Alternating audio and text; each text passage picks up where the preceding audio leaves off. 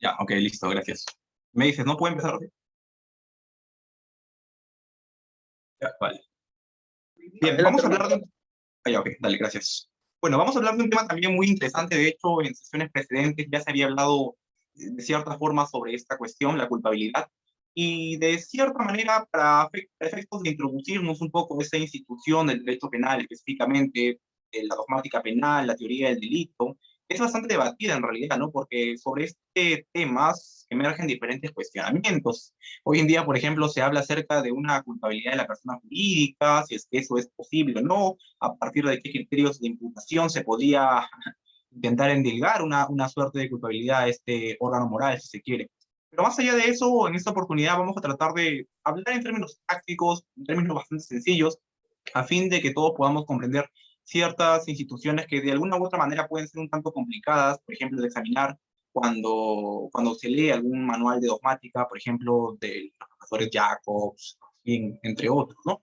Pero sin perjuicio de eso, como les comento, quiero hacer una introducción breve nada más, señalando que cuando hablamos de teoría del delito, cuando hablamos específicamente de teoría de la imputación penal, hablamos de un sistema estructural configurado sobre la base de una acción.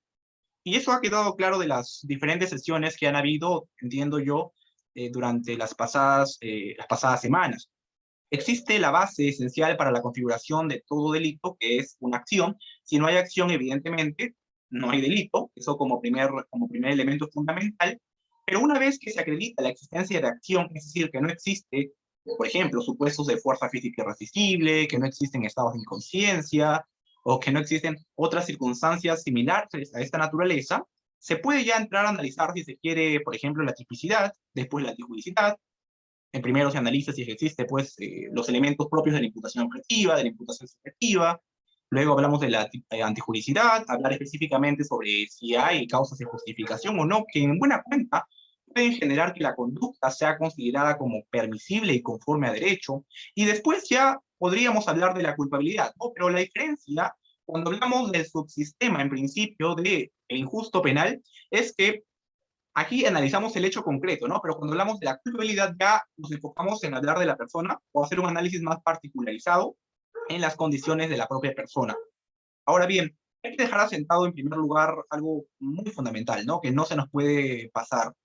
Cuando hablamos de la tipicidad, la antijuricidad y la culpabilidad, no estamos hablando de fases que se deben seguir rigurosamente, escalonadamente, sino que en realidad esta división o esta sistematización en fases solamente ha sido elaborado con fines explicativos, porque en realidad la idea de culpabilidad puede ser analizada incluso antes de hablar de la tipicidad en múltiples casos, solamente por mencionar un ejemplo así bastante sencillo.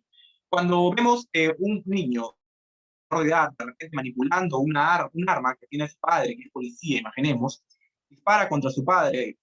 No hay necesidad en este caso en concreto de que el juez, por así decirlo, analice la imputación objetiva, imputación subjetiva, si se presentaron causas de justificación en el caso en concreto o si no se presentaron, porque simplemente el juez agarra, o cualquier persona ordinaria podría agarrar y decir, no, pero ¿cómo vas a imputarle a un niño una responsabilidad por ese hecho si evidentemente se encuentra dentro de un supuesto de inimputabilidad por ser un niño, por ser menor de edad? Entonces, esta clasificación o esta sistematización no es rigurosa, sino que solamente es una explicación, si se quiere, didáctica para fines de comprender cómo es que se va a analizar la conducta delictiva, cómo es que se va a analizar la acción o la infracción punible que posteriormente, tras el análisis conjunto, evidentemente, de todos estos presupuestos dogmáticos, pueden configurar un delito, ¿no? Entonces, quería hacer esa introducción para no confundirnos, porque a veces puede suceder que nos confundamos en ese aspecto. Incluso existen ya elementos propios de la culpabilidad que son analizados a nivel de la antijuricidad, pero que tienen ciertos matices que tenemos que darnos cuenta. Por ejemplo, cuando hablamos de la tipicidad, específicamente de la tipicidad subjetiva, el dolo, la culpa, el dolo trae aparejado el conocimiento del carácter antijurídico del hecho, del carácter antijurídico de la conducta. Sin embargo, a nivel de la culpabilidad, también vemos algo parecido, que es el conocimiento de la prohibición. Existen matices, existen ciertas diferencias, pero más o menos se trata de entender la misma idea, ¿no? Pero entonces decimos, ¿pero para qué si vamos a analizar a nivel del injusto, a nivel de la tipicidad subjetiva, si vamos a analizar la antijuricidad o en buena cuenta el carácter antijurídico o el conocimiento de la antijuricidad, ¿por qué lo vamos a volver a analizar allá cuando hablamos de la culpabilidad? Y eso tiene una lógica operativa también muy importante que es fundamental que nos demos cuenta, ¿no? Que tanto la culpabilidad como la idea del injusto no se encuentran aisladas, no se encuentran sistematizadas o diferenciadas en fases, sino que en realidad todo forma un solo conjunto, todo se encuentra integrado, ¿no? Eso como comentarios preliminares, estimados colegas. Ahora bien, vamos a pasar a la siguiente diapositiva ya para empezar de lleno con lo de la ponencia. Bien, bueno, teoría de la imputación personal, también así se le denomina la culpabilidad, pero de hecho quería señalar algo bastante interesante. El profesor Vicencio Terreros tiene un libro, un manual de derecho penal, parte general, me parece que es del 2006. Él más o menos sistematiza, justamente cuando habla acerca de los límites del jus puniendi y del poder punitivo, menciona el principio de culpabilidad, ¿no? Y él dice, el principio de culpabilidad puede ser entendido de tres maneras. Una primera forma de entender este principio es justamente esto, la teoría de la imputación penal, o en buena cuenta, el fundamento de la pena. Es decir, se refiere específicamente a cuando una conducta típica y antijurídica puede ser aplicada o, si se quiere, imputada a un sujeto que tenga la capacidad de culpabilidad. Más adelante vamos a ahondar un poco más en qué implica esa capacidad, pero una primera definición o un primer significado es justamente esto, la culpabilidad como elemento de la teoría de la imputación personal, como fundamento de la pena. Un segundo significado al que el fallecido profesor se refiere es justamente ya en el ámbito de la determinación de la pena. Es un ámbito totalmente distinto al de la teoría de la imputación penal. Nos salimos del ámbito de la teoría de la imputación penal y vamos a hablar de otro subsistema muy diferente, con sus particularidades, con sus propias operatividades, que es justamente el ámbito de la determinación judicial de la pena.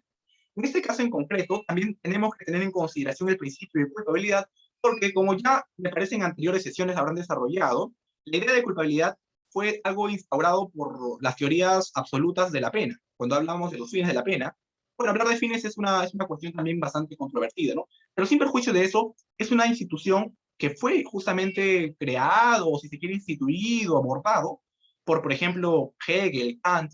Las teorías absolutas decían que el principio de culpabilidad era el límite al reproche que se le iba a dar al sujeto que cometía una infracción punible.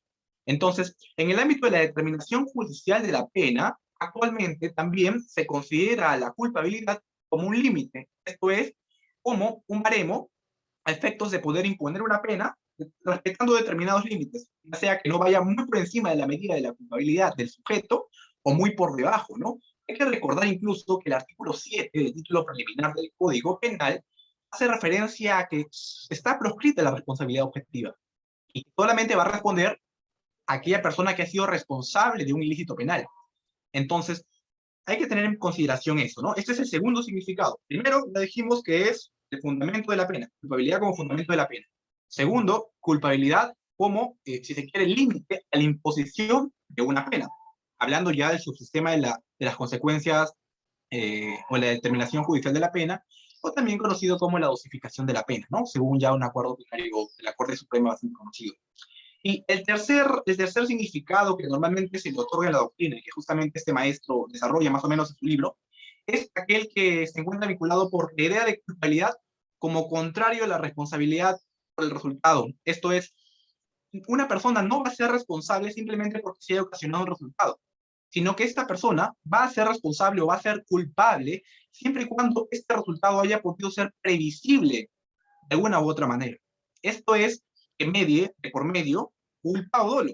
Entonces, ese sería el tercer significado al que se le dotaría a esta idea general de culpabilidad, ¿no?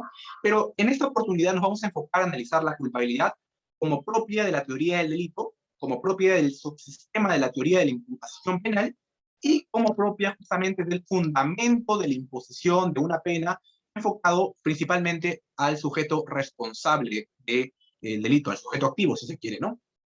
Ahora bien, para entender la idea de culpabilidad en el sentido que estamos abordando, en el sentido de fundamento de una conducta antijurídica, es un injusto, debemos tener en cuenta, en principio, que la doctrina, la dogmática, ha habido una evolución también bastante larga. De hecho, de este tema se viene hablando ya desde hace mucho tiempo, será el siglo XVIII, por ejemplo, ya les mencionaba, ¿no? Kant, Hegel, hablaban acerca de la idea de culpabilidad, pero siempre enfocándolo a un tema ya naturalístico, causalista, Más adelante también, por ejemplo, el profesor Merkel también desarrollaba esta idea de culpabilidad, pero él fue el quien por primera vez sistematizó un concepto ya, si se quiere, más adecuado, pero enfocado sobre todo al tema psicológico, la culpabilidad psicológica. Incluso ya, por ejemplo, con von Litz, de igual forma, se siguió este modelo causalista, pero evidentemente también se hablaba de una culpabilidad donde se analizaba incluso el dolo y la culpa, lo cual era bastante cuestionable, ¿no? Porque podían haber circunstancias en las cuales el sujeto que podría ser inimputable, es decir, podría ser no culpable, sin perjuicio de eso haber dolo culpa, ¿no? Por eso es que más adelante, ya con el finalismo, el dolo y la culpa pasan a nivel de la tipicidad, a nivel del injusto como tal, ya no siguen pues a nivel de la culpabilidad. Después también hay muchos autores que han desarrollado muchos comentarios, muchas aportaciones sobre particular, por ejemplo, Goldmich, o por ejemplo, este profesor que se me acaba de ir el nombre, que es bien conocido, el profesor Reinhard Frank. A él, por ejemplo, fue quien ideó por primera vez, o quien dotó a la culpabilidad de un sentido normativo, ¿no? Entonces, hoy en día lo que prima en la culpabilidad es el sentido normativo antes que un sentido causalista o un sentido psicológico, ¿no? Y se hace bastante énfasis sobre todo en la idea de la conducta ordinaria de la persona. ¿Y por qué se hace bastante énfasis en la conducta ordinaria de la persona? Porque es a partir de la conducta ordinaria de la persona que se va a definir si es culpable o no. Si es que en su contexto de actuación existieron posibilidades de actuar, por ejemplo, conforme a derecho, y pese a esto actuó de manera contraria al derecho, ¿no? El derecho penal específicamente. Entonces, básicamente existe una evolución muy grande de la teoría de la imputación penal, que solamente lo he querido mencionar así a grandes rasgos, porque si no me demoraría bastante desarrollándolo. Pero ahora bien, pasando ya a un aspecto más concreto y ya más práctico, no quiero pasar o dejar pasar, comentar algo acerca sobre los fundamentos de la culpabilidad, ¿no? Y esto es algo en lo cual muy pocas veces en los libros de derecho penal parte general se aborda, ¿no? Pero hay muy pocos que sí lo abordan. Sobre todo que la culpabilidad, hay que recordar que se fundamenta en dos cuestiones fundamentales, ¿no? En la libertad y en la sociabilidad. En principio, el hombre es libre y como tal, en su individualidad, en su libertad, el hombre tiene la capacidad de hacer lo que su voluntad le diga. Esto es, puede autodeterminarse conforme a su libre parecer. Sin embargo, en esa libre voluntad y en esa libre concreción de conductas, el hombre tiene que reconocer que a la vez es responsable por vivir en sociedad. Y al vivir en sociedad, al vivir en un ente colectivo, el hombre tiene que también tener en consideración cuáles son aquellas conductas toleradas, conductas consideradas también como desviadas, conductas no toleradas, y a partir de ese conocimiento, hacer que su voluntad se concretice de manera que se respete ese espectro normativo, ese espectro conductual que es tolerado. Entonces, si es que no hace eso, el hombre, en su individualidad, evidentemente podrá ser considerado como un sujeto eventualmente culpable, ¿no? Por esa razón es que la idea de libertad más sociabilidad es clave para poder entender en qué se fundamenta la culpabilidad. Porque si no, fácilmente uno podría decir, pero si el hombre es libre, puede hacer lo que quiera, ¿no? La Constitución, por ejemplo, menciona la cláusula general de libertad cuando dice, ¿no? Que no se encuentra, que lo que no se encuentra prohibido, por así decirlo, está permitido. Entonces, en base a esa cláusula general de la libertad reconocida en la Constitución, en la parte evidentemente dogmática, uno podría decir, ok, ya yo puedo hacer lo que se me da la gana, ¿no? Pero también hay que reconocer que existen límites que son impuestos justamente por cuestiones de vivencia social, por el contexto social en que nos desenvolvemos y que en buena cuenta nos exigen también un deber conductual. Nos imponen comunicativamente también algún mensaje para actuar conforme a derecho, para poder vivir bajo los estándares normativos conductuales propios de vivir en sociedad, ¿no? Entonces, quería comentar eso en primer lugar para dejar asentado y ya empezar a hablar de cuestiones más prácticas de nuestro código penal. Bien, ¿puedes pasar a la siguiente diapositiva, por favor? Ajá, muy bien. Bueno, cuando hablamos de imputabilidad, ¿no? Hay que recordar que hoy en día, cuando se habla de culpabilidad o teoría de la imputación penal, en realidad se habla de tres elementos fundamentales, ¿no?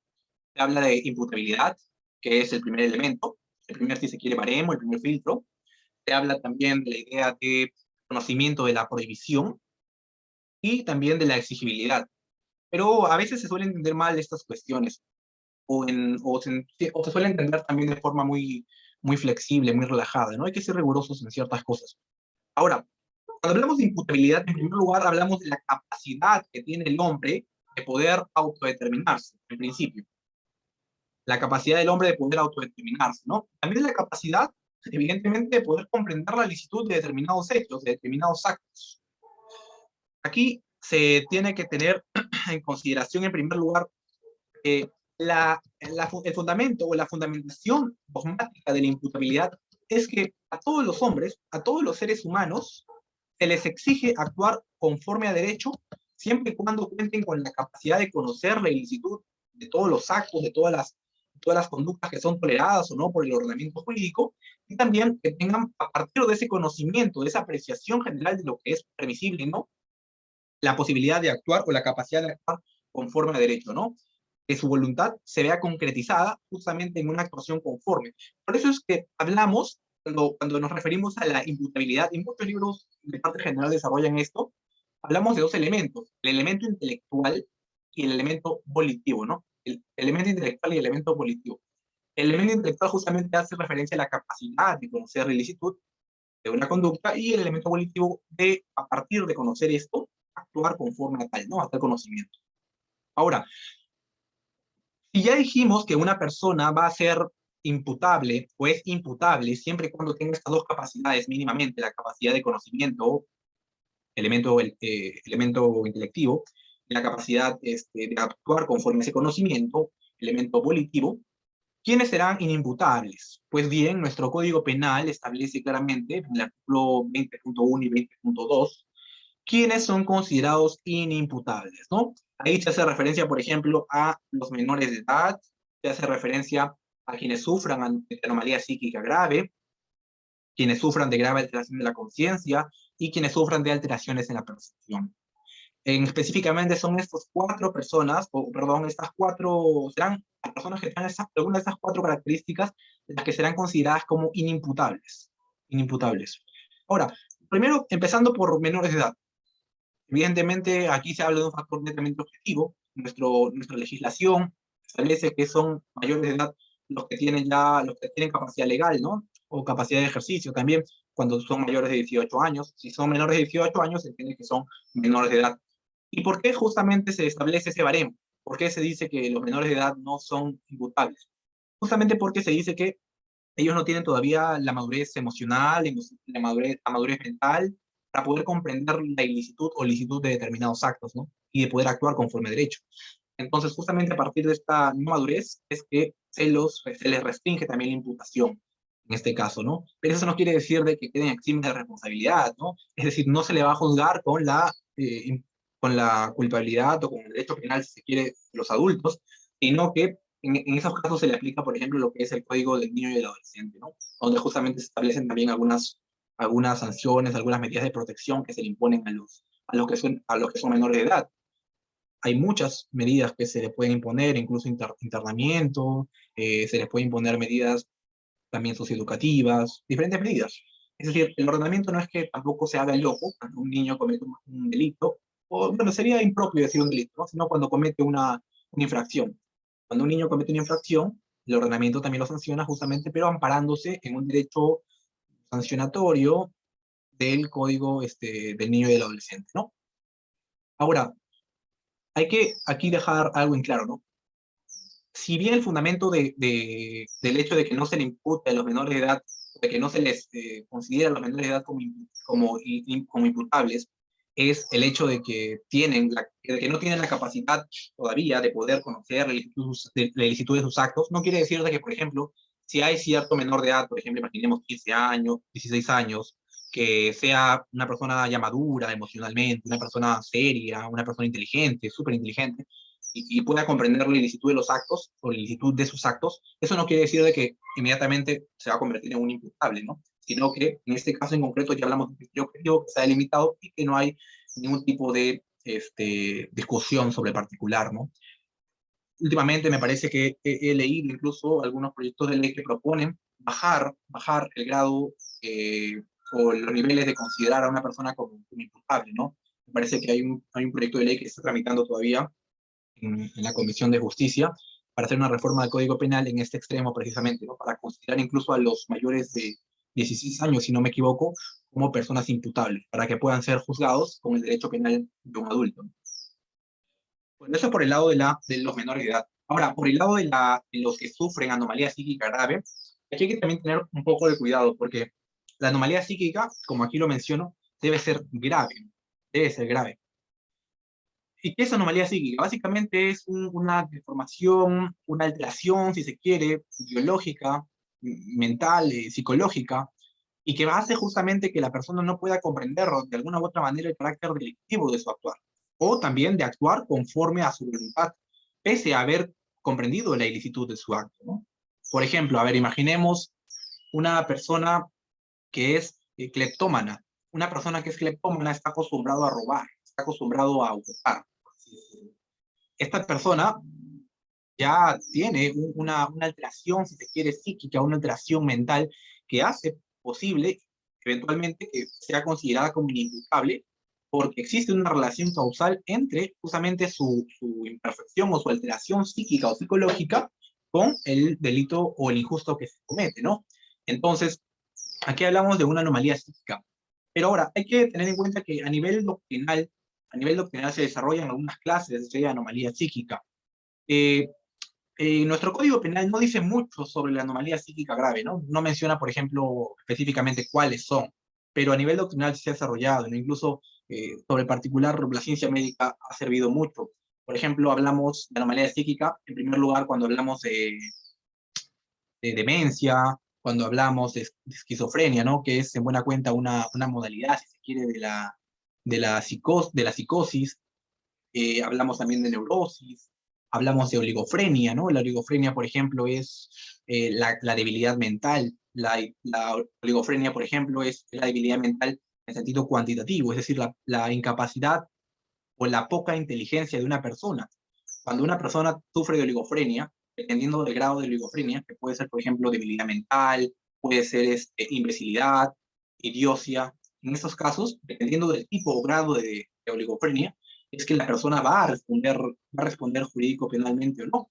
Por ejemplo, en nuestro Código Penal tenemos una institución, que es el artículo 21, que establece, ¿no? Que cuando, por ejemplo, en el caso del artículo 20, que menciona justamente estas causales de inimputabilidad o causales de exclusión de la culpabilidad, cuando nos concurren absolutamente esas causales, podría aplicarse, por ejemplo, una responsabilidad atenuada. ¿No? Se puede reducir prudencialmente la pena hasta muy cerca al mínimo legal. Entonces, estamos hablando de que en ciertos casos, pese a que la persona sufre de cierta alteración o cierta anomalía psíquica, y esta anomalía psíquica no es grave, se puede disminuir la pena, ¿no? Pero evidentemente no va a ser suficiente para poder eliminar absolutamente la culpabilidad. Así como existe, por ejemplo, como menciono, la oligofrenia, la psicosis, la neurosis, que en buena cuenta son también enfermedades o alteraciones que en algunos casos pueden ser somáticas, en algunos casos no son somáticas, pero en estos casos sí son necesariamente patológicos, de eso sí, son patológicos. En estos casos, pues, lo que sucede es que la persona no tiene la capacidad de comprender sus acciones. Existe una disociación entre la realidad y entre justamente el actuar conforme a derecho. Por eso es que la persona que sufre de grave o de anomalía psíquica grave no puede en realidad ser imputable. Por ejemplo, ¿no? Imaginemos una persona que sea, por ejemplo, epiléptico, ¿no? Un epiléptico. Un epiléptico no puede, por ejemplo, contener ciertas acciones cuando se encuentra ya en un estado de epilepsia, cuando ya ha reaccionado y se encuentra convulsionando. En ese caso en concreto, esta persona, cuando comete algún delito, por así decirlo, no va a resultar imputable. ¿Por qué? Porque, por ejemplo, se encuentra en un estado de involuntad, ¿no? Se le quita la voluntad, ya no tiene la capacidad para poder actuar conforme a derecho. Pese a que pueda conocer, estando no en un estado epiléptico, pese a que puede conocer que esa conducta sea perjudicial o contraria al orden jurídico. Pero una vez en el estado epiléptico, o por ejemplo en el estado esquizofrénico, en el caso de una persona esquizofrénica, esta persona puede cometer un delito sin perjuicio de eso, por no poder autodeterminarse, por no poder actuar conforme a derecho, pese a que conoce que una conducta se encuentra prohibida, puede matar, puede cometer un delito de sangre, ¿no? Pero aquí también hay que valorar otra cosa importante, ¿no? Hay que valorar otra cosa importante. Cuando hablamos de la anomalía psíquica grave, también hay que considerar la relación de causalidad. Porque, a ver, por ejemplo, como mencioné en el ejemplo de la cleptocracia, de la cleptomanía, ¿no? Cuando hablamos de una persona que tiene esa tendencia a robar, esa tendencia a hurtar, si tú tienes una tendencia, una malformación, una alteración psicológica, psíquica, mental o física de determinado estilo, esto tiene que guardar relación posteriormente con el injusto que se va a cometer, ¿no? Un cleptócrata jamás va a poder ser inimputable, por ejemplo, por un delito de sangre, ¿no? Por un delito de sangre difícilmente. ¿Por qué? Porque su alteración no se vincula con matar o no matar, sino con robar, con hurtar. Entonces también debe guardar una conexión, una relación de causalidad. Lo mismo que en el caso del epiléptico que les comento, ¿no? Un epiléptico podría ser fácilmente imputable o no podría ser imputable, no podría ser un sujeto imputable cuando comete un delito de sangre de repente, o un injusto vinculado a un delito de sangre. Pero imaginemos que el epiléptico, pues, hurte. En ese caso en concreto no existe una conexión entre el tipo de afectación o alteración psicológica, psíquica o mental o física incluso, con el injusto que se va a cometer. Entonces, hay que tener en cuenta también esas particularidades a la hora de poder valorar si es que una persona es inimputable o es imputable, o si es que por el contrario no tiene una anomalía psíquica grave y por consiguiente podría, por ejemplo, verse aplicada lo que el artículo 21 señala sobre la responsabilidad disminuida, ¿no? Ahora, cuando hablamos del otro supuesto de quienes sufran alteraciones, grave alteración de la conciencia, debemos partir también de una premisa general, ¿no? A diferencia de los supuestos de anomalía psíquica grave, los supuestos de grave alteración de la conciencia son supuestos no patológicos, no son supuestos patológicos, ¿no? ¿Y por qué digo que no son supuestos patológicos? Porque la persona se encuentra en una grave alteración de la conciencia, en buena cuenta, se ha colocado, por así decirlo, en esa situación por ejemplo, haber consumido alcohol, por haber consumido drogas, o por un estado de somnolencia extrema, un estado de apasionamiento extremo también en ciertos casos, pero no se deben a factores, si se quiere, físicos o enfermedades patológicas, no se debe a situaciones por lo general endógenas, sino que son exógenas, porque esto penetra en el sujeto y justamente hace que se altere su conciencia. Ojo, no hablamos en conciencia, sino que solamente se altera gravemente su conciencia. Porque si estaríamos hablando de inconsciencia, ya no estaríamos refiriéndonos a la culpabilidad, ¿no? Sino que tendríamos que retroceder a lo que anteriormente en otras clases ya habíamos hablado sobre la ausencia de acción. Entonces, se trata de una grave alteración de la conciencia que haga justamente que el sujeto no pueda tener, por ejemplo, capacidad para poder autodeterminarse, para comprender la ilicitud de su actuar. En este caso en concreto, a diferencia, por ejemplo, de la anomalía psíquica grave, que puede ser permanente o puede ser transitoria, es indiferente, ¿ya? Porque lo importante aquí es entender si en el momento en que se cometió el injusto, si es que en el momento en que se cometió el injusto, estuvo presente esta enfermedad, esta característica. Entonces, a diferencia de la anomalía psíquica grave, la grave alteración de la conciencia es transitoria, es pasajera, no es permanente, porque justamente es un estado de influencia a partir de factores exógenos, como lo puede ser la toma de alcohol, drogarse, estar en un estado de absoluto cansancio, o haber sido, por ejemplo, hipnotizado, ¿no? Entonces, estamos hablando de estas cuestiones. Ahora bien, cuando hablamos de las alteraciones en la percepción, aquí ya no se trata de cuestiones, si se quiere, psíquicas o psicológicas, sino que se tratan de cuestiones de salud físicas, cuestiones físicas, que hacen que la persona sensorialmente se vea imposibilitada de poder comprender ciertas acciones o de poder comprender la licitud de ciertos actos. Por ejemplo, hablamos aquí de sordomudos, ciegos sordos, personas que sufren en buena cuenta de estas clases de afectaciones sensoriales que son físicas, ¿no? Cuando hablamos de temas ya psíquicos, tendríamos que remitirnos a cualquiera de los dos, psíquicos o mentales, tendríamos que remitirnos a cualquiera de los dos supuestos anteriormente mencionados, ¿no? Que es anomalía psíquica grave o la grave alteración de la conciencia. Eh, Algo que también se me pasó a mencionar sobre la grave alteración de la conciencia es que aquí existe también un supuesto que es bastante desarrollado, ¿no? A nivel de la doctrina, que justamente es el actio libera in causa, ¿no? El actio libera in causa, básicamente, en términos sencillos, es la acción de colocarse uno mismo en un estado de inimputabilidad, ¿no? El sujeto, por ejemplo, para poder de repente tener relaciones sexuales con una chica en una fiesta, agarra, se emborracha, porque sabe o es consciente de que así lo va a hacer y se va a poder excusar y comete delitos, ¿no? O lo mismo cuando un delincuente no tiene agallas para robar estando sano y se droga para tener esa condición de fortaleza y consecuentemente de repente luego un proceso penal alegar y decir, no, soy inimputable, no me puedes imponer una pena, soy inimputable y por consiguiente no me pueden imponer una pena. Ya, puede ser en esos casos en concretos que nos estemos frente a un acto liberi causa, ¿no? Pero también hay acto liberi causa, por ejemplo, si se quiere culpable, ¿no? Cuando un sujeto reconoce o piensa de que en determinado escenario, tomando alcohol o drogándose, esta persona va a ser probable de que cometa algún tipo de acción o no se va a ver vista como responsable, ¿no? En el acto liberi causa convencional u ordinario, sí hay dolo, siempre hay dolo. Hay dolo justamente porque el mismo se coloca en un estado de inconsciencia a efectos de querer cometer el delito, ¿ya? Pero hay otro acto liberi causa, que es el acto liberi causa impropio, en el cual el sujeto no tiene la voluntad como tal de cometer el delito, pero se droga, se alcoholiza, porque piensa que estando en esa condición de alcohólico o drogado, va a poder, por así decirlo, cometer ciertas acciones y no va a poder controlar sus impulsos y por tanto fácilmente no va a ser imputable, ¿no? Por eso es que hay que diferenciar estos dos supuestos concretos. En el primero habla siempre dolo y en el segundo siempre se va a imputar el título de culpabilidad, ¿no? Culpa.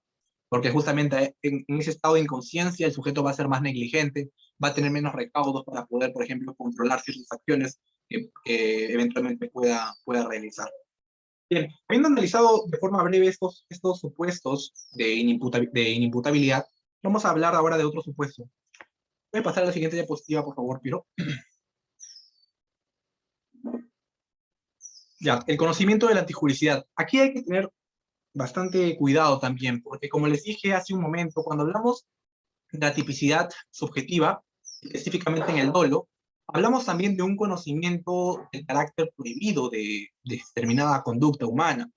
Pero, ¿cuál es la diferencia entre lo que señala o lo que se analiza en el dolo y lo que se analiza justamente ya a nivel de la culpabilidad? La diferencia esencialmente es que aquí, a nivel de la culpabilidad, no se exige que el sujeto conozca el carácter antijurídico del delito o de la acción. Solamente basta con que el sujeto tenga la capacidad cognitiva de poder acceder al conocimiento de la normativa penal de forma general. Es decir, no se conocen las características específicas del tipo penal, no se conoce el carácter antijurídico de la acción humana, sino se tiene que conocer o tiene que contar con la capacidad cognitiva de poder haber conocido o haber podido acceder al conocimiento de la normativa penal, que justamente puede prohibir determinadas acciones, ¿no? Por eso es que se le conoce como, en algunos libros se le menciona como conocimiento de la antijurídica, en otros casos como conocimiento de la prohibición, pero en uno o en otro caso estamos hablando de supuestos específicos, ¿no? Conocimiento de la antijuricidad o del carácter antijurídico de un actuar o de un hecho se analiza a nivel de la tipicidad. Es algo más específico. Implica que tú, por ejemplo, sujeto, no conoces que para que se configure el feminicidio solamente lo tiene que cometer un hombre nada más, porque la mujer no puede ser, ¿no? Como señala el acuerdo plenario de la Corte Suprema. O que no conozcas algunos de los elementos del tipo objetivo o algunos de los elementos del tipo subjetivo. En cambio, como menciono, cuando hablamos ya de la culpabilidad, indefectiblemente debemos aquí valorar el conocimiento de acceder o la posibilidad de acceder al conocimiento de la prohibición en general, ¿no? Es un conocimiento más genérico, más amplio o más laxo, si se quiere decir de alguna manera.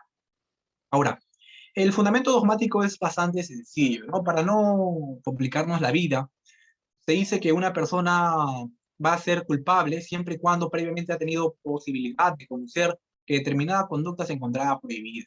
Como es lógico, no estamos aquí frente a un tipo de control social informal, sino un tipo de control social formal, que es el derecho penal específicamente. Ahora, toda conducta previamente debe ser calificada como delito o como infracción punible para que pueda ser sancionada. Si un sujeto no ha conocido con anterioridad el carácter antijurídico o no ha conocido la prohibición de determinada conducta, no tiene por qué ser responsable. Entonces, a partir de ese conocimiento o de esa capacidad de poder autodeterminarse y de poder conocer la ilicitud de los actos o de las acciones o de la configuración normativa que pueda establecer el legislador penal, es que se fundamentaría la culpabilidad básicamente ya en este elemento del conocimiento de la prohibición, el conocimiento de la antijuricidad. Pero hay que tener en consideración lo que he mencionado, ¿no? Una cosa es conocer el carácter antijurídico del delito y otra cosa es tener la capacidad cognitiva de poder acceder al conocimiento de la prohibición. Uno es más específico y el otro es un poquito más general, más laxo, ¿no? Pero es lógico, también es lógico. El carácter, el carácter prohibitivo, el carácter prohibitivo o el conocimiento de la prohibición, de alguna u otra manera subsume al, al conocimiento del carácter antijurídico del delito. Por eso es que se dice en la doctrina que el error de prohibición en realidad subsume al error de tipo. Se dice que no existen dos errores, no solamente existe un solo error, que es el error de prohibición, porque ya se encuentra contenido dentro del error de prohibición el error de tipo, por ser algo más específico, por ser la consecuencia del error de prohibición. Cuando tú conoces que una conducta se encuentra prohibida, basta para que puedan, por así decirlo, imputarte un delito, pero, evidentemente, también se exige que exista el conocimiento de los elementos del tipo para que también, de una u otra manera, esto se configure dentro del dolo del sujeto al momento de cometer el delito. Pero lo cierto es que más allá de esto, esa es una relación de consecuencia, ¿no? Si tú conoces la prohibición, necesariamente posteriormente debes conocer también los elementos del tipo, ¿no? Del carácter antijurídico de la acción humana. Para esto, pues, existen diferentes figuras de errores, ¿no? Como el error de tipo, el error de prohibición, vencible, invencible.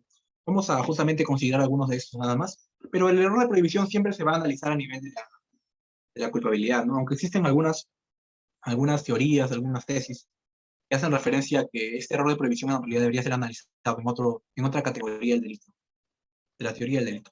Ahora, error de prohibición. A ver, ¿qué es el error de prohibición? Básicamente es el no conocimiento de la prohibición de determinada conducta, ¿no? La no capacidad cognitiva de poder acceder, ¿no? Y eso se puede deber a múltiples factores, múltiples circunstancias. Una de las circunstancias es, por ejemplo, por temas culturales, ¿no? Porque de repente uno es parte de una tribu, de repente una tribu ya en el pueblito, encuéntrame si puedes, en esos lugares así bien lejanos donde no hay nada, difícilmente una persona puede acceder al conocimiento de la prohibición de determinadas acciones humanas, ¿no?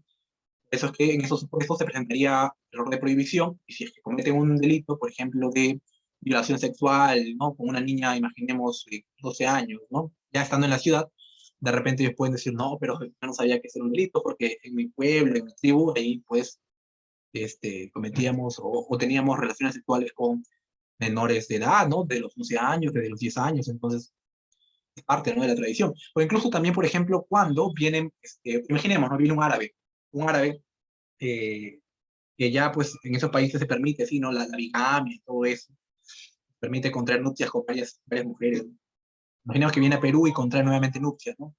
En ese caso en concreto, de repente, se, puede, se le puede imputar algún tipo de delito, ¿no? Se le puede imputar el delito de bigamia, pero en este caso en concreto también se podría alegar el tema del conocimiento o el error de prohibición, ¿no? La no capacidad de acceder justamente a saber si es que determinada conducta se encuentra prohibida o no se encuentra prohibida. Entonces, también influye el tema de la extranjería, ¿no? El no conocimiento de la normativa interna. Es fundamental el comprender eso. Ahora, eso es pues el error de prohibición directa, pero bien, ahora bien, ¿se puede presentar un error de prohibición indirecto? Sí, ¿no? El error de prohibición directo es aquel en el cual básicamente la persona, directo, en el cual la persona no sabes que determinada conducta se encuentra prohibida, o que al menos puede creer que se encuentra permitida o sustentada en alguna causa de justificación. Mientras que el error de prohibición indirecto se presenta en otro caso en concreto, ¿no? Por ejemplo, imaginemos que un padre castiga a su hijo, ¿no? Castiga a su hijo, le da golpe, le da duro a su hijo, y dice, no, pero ¿cómo yo voy a responder penalmente por el delito de la violencia familiar? Si es que en realidad estoy aplicando aquí el poder disciplinario de todo padre, ¿no? De todo padre de familia. Yo en base a este poder es que justamente estoy castigando a mi hijo. Yo tengo el deber de castigarlo, ¿no? Para educarlo, para formarlo recto, ¿no? Entonces, es lógico que aquí se presenta un error de prohibición indirecta. ¿Por qué? Porque el padre cree que su conducta se encuentra justificada por deberes o por, si se quiere, eh, puestos o prescripciones que de repente el ordenamiento jurídico le reconoce, ¿no? El derecho civil, el Código Civil reconoce la facultad de los padres para que puedan educar a sus hijos y, bueno, le da esa posibilidad o ese ámbito de discrecionalidad a los padres para que puedan decidir cómo hacerlo. Pero claro está, no estamos ante un error de prohibición propiamente dicho, ¿no? Sino un error de prohibición indirecto, porque el padre cree que su conducta se encuentra justificada, pero no, en realidad no hay una causa de justificación vinculada al ejercicio de un deber, en este caso en concreto el deber conductual, el deber de educar a los hijos, ¿no? Eso sí no se encuentra justificado, ¿no? Pero habría que tener en consideración el análisis en el caso en concreto, porque en realidad en determinados casos puede ser posible de que se atenúe la pena, ¿no? Se atenúe la pena. Siempre es bueno tener en consideración o conocer, además del tema de la culpabilidad propia de la matemática, conocer un poco de consecuencias del delito, ¿no? Consecuencias jurídicas del delito, determinación judicial de la pena, es algo también bastante importante. Se habla de derecho penal, ¿no? Manejar esos temas es muy bonito, muy interesante. Bien, vamos a pasar ahora a otro tópico, que es el error de comprensión culturalmente condicionado. A ver, ¿cuánto me falta? Ya. El error de comprensión culturalmente condicionado, yo digo, ¿no? Es un error de prohibición o un nivel en la comprensión de la antijuricidad específica, ¿no? Ya, claro. A ver, lo que pasa es que el error de prohibición culturalmente condicionado, en realidad, eh, es una circunstancia que se puede presentar por básicamente dos motivos, ¿no? Por costumbres o por cultura. Es decir, que la cultura de determinado sujeto que ha sido criado desde que nació hasta el momento en que justamente es sometido a un proceso penal, la cultura puede haber influenciado en que no pueda conocer la licitud de determinados hechos. El caso, por ejemplo, convencional, el caso clásico del hombre que tiene relaciones sexuales, del hombre de una tribu, donde sí se permite. En esos casos, lógicamente, se presenta un error de prohibición culturalmente condicionado, ¿no? Porque su cultura, por ejemplo, sí se permite eso, sí se permite tener relaciones sexuales con menores de edad, menores de 14 años. Entonces, no se le podría imputar ningún tipo de delito, en este caso en concreto, porque sería, pues, muy inimputable. Pero también, obvio, hay que analizar varias circunstancias, porque puede ser un error vencible, puede ser un error invencible. Entonces, si es un error vencible, evidentemente, lo que va a suceder es que se va a atenuar la pena. Se atenúa la pena, pero si es invencible, queda absolutamente libre de toda responsabilidad penal. Pero todo se analiza caso por caso. Por eso es que, como lo estoy comentando, lo que vengo hablando es algo bastante general, que hay que aterrizarlo a todas las particularidades de todo caso, ¿no? Ahora, también hay algo más clásico, ¿no? Imaginemos también, por ejemplo, la, la, este ejemplo que también muchas veces lo he leído. Un hombre, por ejemplo, roba, ¿no? Un hombre, una persona de Lima se va a provincia, a un pueblito, y quiere robar de repente una vaca. Roba una vaca, quiere robar una vaca, y los comuneros de allá lo agarran y le hacen un juicio popular, si se quiere. Ya, ok. Le someten a un juicio popular y consecuentemente le imponen una sanción. La sanción son 50 latigazos. Ya, 50 latigazos, así con 50 latigazos. En ese caso en concreto, lo que pasaría es que de repente el hombre puede agarrar y querer denunciar a la comunidad o al líder de la comunidad por delito de repente de lesiones, ¿no? Dependiendo del tipo o grado de lesión que se le ha propiciado. En ese caso en concreto, ¿qué podría alegar la comunidad, ¿no?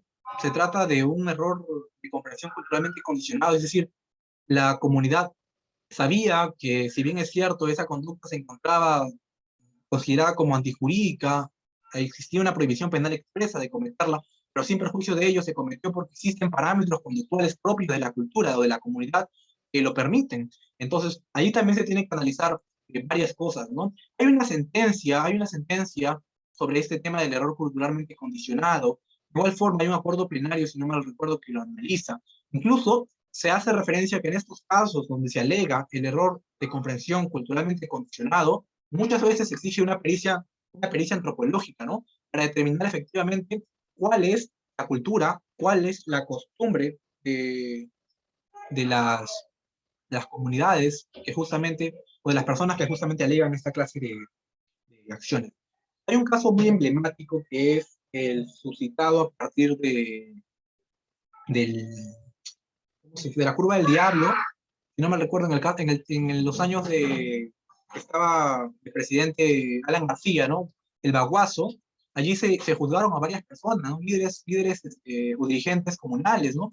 Por supuestos delitos de sedición y todo ello, ¿no? Pero en esos casos también se alegaron, por ejemplo, error de comprensión culturalmente condicionado, ¿no? Porque muchas veces ellos no podían comprender el carácter delictuoso de sus actos, incluso se usaron pericias antropológicas para poder determinar cuál era, si determinada persona era líder o no era líder, cómo es que el liderazgo emanaba dentro de la comunidad, si era seleccionada, si era elegida por votación, o sea, es una elucubración bastante interesante que se hizo en una sentencia de la Corte, me parece que no fue de la Corte Suprema, si no mal recuerdo, creo que es de la Corte Superior, pero sería cuestión de que lo revises y se lo pueda compartir luego. Vamos a pasar a la siguiente diapositiva porque ya nos queda casi nada. Ya. La exigibilidad de otra conducta. Bueno, cuando hablamos de la exigibilidad de otra conducta, se habla sobre la capacidad de la persona, del sujeto que ya es imputable, del sujeto que ya conoce la prohibición, o que ha tenido la capacidad cognitiva de acceder al conocimiento de la normativa penal, si se le exige otra conducta, ¿no? Si se le es posible, en las condiciones en las que se encuentra, tener la posibilidad de actuar de conformidad al derecho, ¿no? Entonces, aquí se analiza básicamente las condiciones fácticas del sujeto, ¿no? Si es que tenía, en la condición en la que se encontraba, la posibilidad de actuar no obrando incorrectamente cometiendo un delito, sino obrando de acuerdo al derecho, obrando de acuerdo a las formalidades que el derecho le impone. Entonces, aquí se habla también de dos cuestiones muy, muy claras, ¿no? Bastante conocidas. El estado de necesidad disculpante y el miedo insuperable. No me voy a detener ya en hablar del fundamento dogmático porque en realidad ya acabó el tiempo, pero solamente quiero que me den unos cuantos minutos para decir en qué implica el estado de necesidad disculpante y el miedo insuperable. Cuando hablamos del estado de necesidad disculpante, hablamos de un estado en el que la persona, el sujeto que comete el injusto, eh, no tiene otra forma de reaccionar para poder tutelar determinados bienes jurídicos sumamente importantes, como la vida, la libertad, que no sea, por ejemplo, cometer una conducta delictiva. O sea, no tiene otra forma de actuar, no tiene otra forma de comportarse si no es cometiendo una conducta antijurídica. En este caso en concreto, no estamos a nivel de la antijuricidad, sino estamos a nivel de la culpabilidad. ¿Por qué? Porque pese a que el sujeto conozca, ay, ok, ya, gracias. Pese a que el sujeto conozca y sea consciente de que existe una prohibición jurídico-penal de determinada conducta, pese a ello, va a cometer la conducta antijurídica. Y al cometer la conducta antijurídica, el sujeto va a poder ser responsable penalmente en la medida en que o no va a ser responsable penalmente en la medida que se acrediten ciertos presupuestos que justamente el Código Penal establece para poder configurar los elementos del estado de necesidad disculpante, ¿no? Uno de los primeros elementos que se menciona en el Código Penal es justamente que haya una situación de necesidad, ¿no? Una situación de necesidad. ¿Y qué implica esta situación de necesidad? En sencillo, una situación que sea de peligro, un peligro actual, inminente, si se quiere, y que no pueda ser evitable de otro modo, ¿no? Y que sea o que influya particularmente sobre la vida, la integridad de la persona o la libertad, ¿no? Entonces, este peligro debe ser inminente. En primer lugar, debe haber un peligro inminente o una situación de necesidad, pero ¿frente a qué clases de bienes? Frente a bienes esenciales, la vida, la libertad, pero no de cualquier persona, porque el Código Penal es claro, ¿no? Dice que debe haber una estrecha vinculación, ¿no? De la persona con la que la persona titular de estos bienes jurídicos se encuentra en peligro. Por ejemplo, puede ser algún familiar, o también puede deberse por deberes maritales, mi esposa, mi cónyuge, o deberes también fácticos, por ejemplo, alguna enamorada, algún novio. En ese caso en concreto, estas condiciones de vinculatoriedad jurídica de una u otra manera también imponen o hacen que se satisfaga este requisito de la estrecha vinculación entre la persona que va a cometer el injusto y, y los bienes de aquel titular que se va a tratar de proteger o amparar, ¿no? Entonces, ese es el primer elemento, el estado de necesidad que debe existir. Un segundo elemento básicamente es la acción necesaria, es decir, la acción de salvación ante un peligro para la vida, integridad corporal, la libertad, solo va a resultar, si se quiere, exculpada o va a verse no responsabilizada en la medida en que ese resultado haya sido disminuido de forma esencial, no justamente por la evitación del menoscabo de los bienes jurídicos que previamente se amenazaba. El daño no puede ser mayor, perdón, el daño evitado no puede ser mayor o no puede ser menor que justamente lo que se sacrifica, ¿no? Debe haber una correspondencia, al menos deben encontrarse en similar condición, porque si el daño evitado es sumamente menor y el sacrificio, es decir, el delito cometido, el bien jurídico afectado es mayor, allí sí podría haber una responsabilidad, pero evidentemente una responsabilidad atenuada, ¿no? Por una condición que se ha suscitado y que justamente ha permitido comprender de que en realidad la acción no ha sido una acción necesaria, ¿no? Sino que en buena cuenta ha sido un tanto desproporcional. El tercer elemento del estado de necesidad disculpante es, ya hablando más específicamente de la circunscripción de la restricción del estado de necesidad, ¿no? ¿Por qué? Porque el reproche de la culpabilidad no va a desaparecer.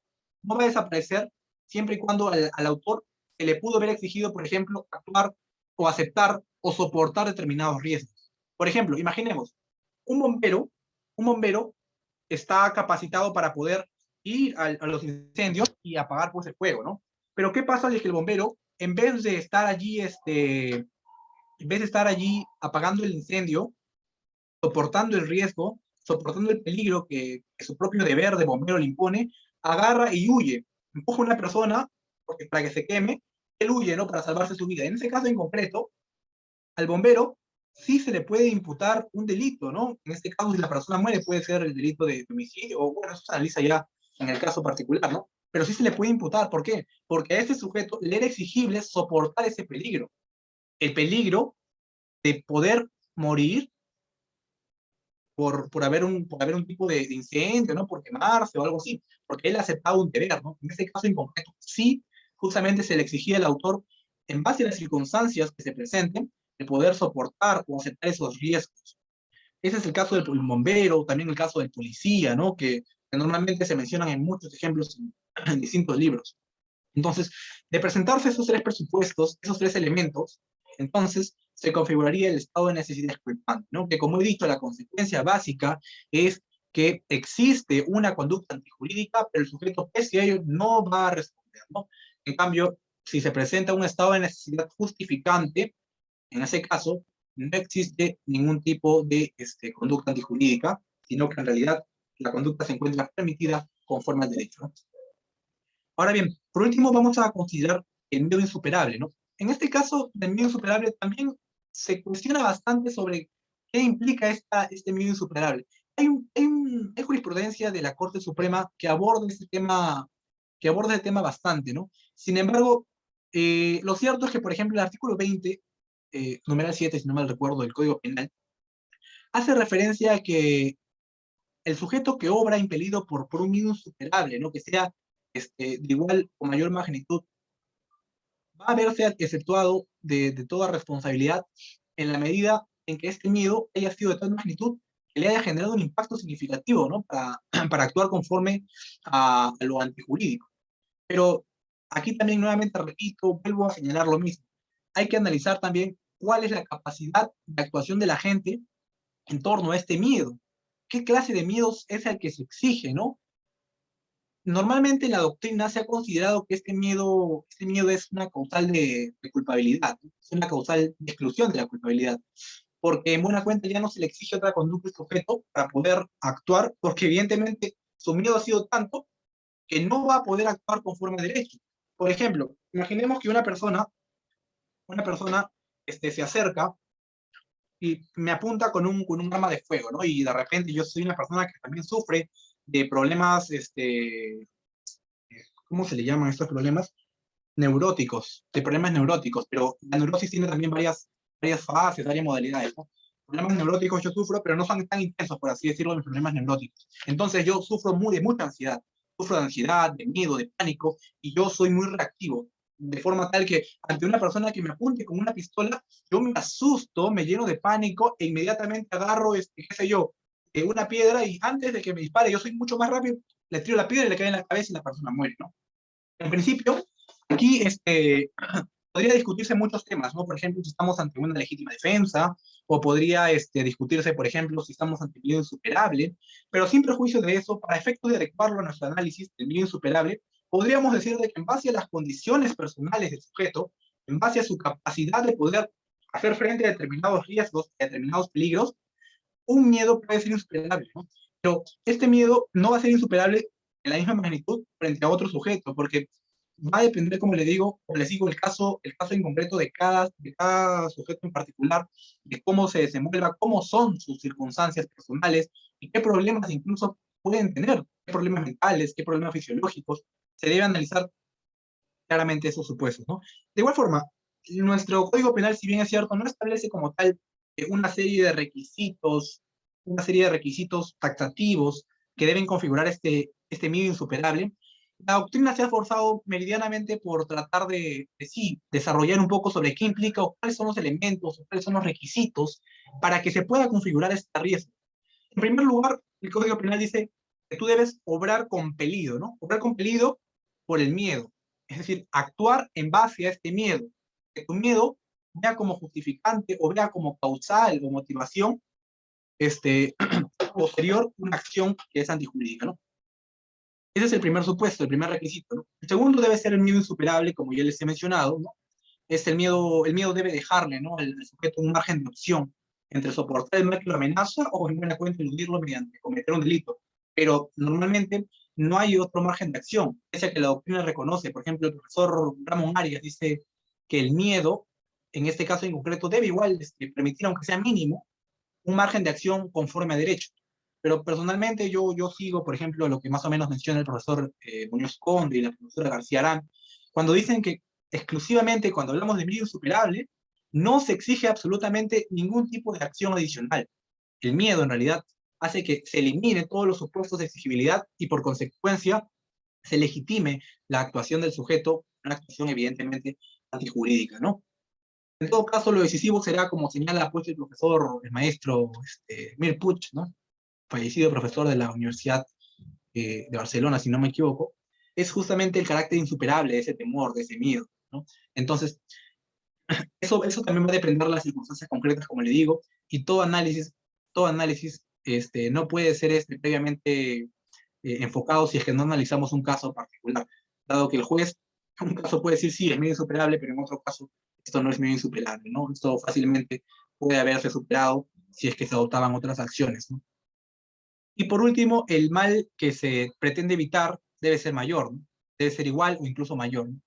En este caso, debemos observar que el mal va a ser sumamente perjudicial para la vida, la integridad del sujeto, ¿no? Entonces, lo que se busca es justamente hacer un análisis comparativo, ¿no? Una especie de parangón entre el objetivo del mal, que va a ser perjudicial para la persona, y la conducta jurídica que la persona va a cometer a consecuencia de este mal que ha causado un miedo, y a partir de eso, pues, determinar si es que en efecto se presenta o concurre las causales o los requisitos para configurar el miedo insuperable, ¿no? Entonces, esos son los presupuestos básicos para poder entender qué es el miedo insuperable. En conclusión, estimados compañeros, cuando hablamos de estas tres categorías propias de la teoría de delito, específicamente de la culpabilidad, ¿no? El conocimiento de la prohibición, que es la segunda categoría, o el segundo elemento de la culpabilidad, el primer elemento, que es la imputabilidad, y el tercer elemento, que es la exigibilidad de otra conducta. Hablemos de supuestos o elementos que en buena cuenta hacen que el sujeto se vea como un sujeto irresponsable, pese a que se configura un actuar antijurídico, ¿no? A diferencia de lo que se analiza en la antipublicidad, que en buena cuenta se determina y se genera como consecuencia la pérdida de toda antipublicidad. Es decir, el actuar es conforme a derecho y no contrario a derecho, ¿no? En este caso en concreto sí se mantiene esta antijuricidad bajo todos los supuestos. Bien, a ver, la siguiente diapositiva que pues... Ya, bueno, sí, he colocado alguna bibliografía de repente para que puedan revisarlo. El profesor García Cabero desarrolla con bastante fineza estos temas que justamente he comentado. También recomiendo bastante leer el profesor Roxin, porque allí se analiza, por ejemplo, cuál es la evolución de la culpabilidad, ¿no?